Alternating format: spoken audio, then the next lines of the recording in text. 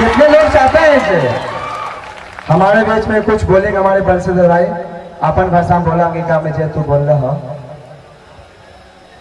सबसे पहले प्रणाम नमस्कार हम सब के छोटका भाई बंशीधर।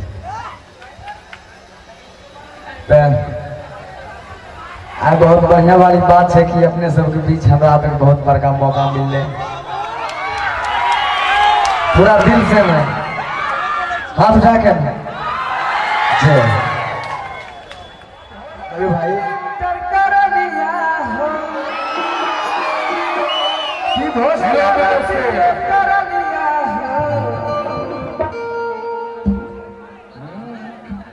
कि बेटा करा लिया अब भोले बाबा करा लिया ए भोले बाबा भी करा लिया ए भोले बाबा कहीं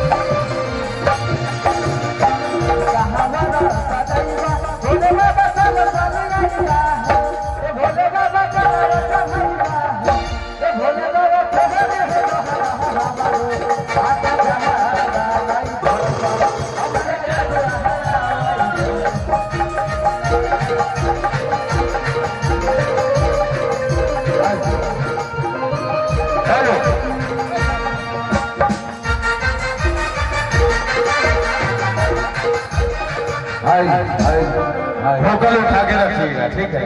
तो चलिए थोड़ा मोड़ा हो गया। हाँ अब जो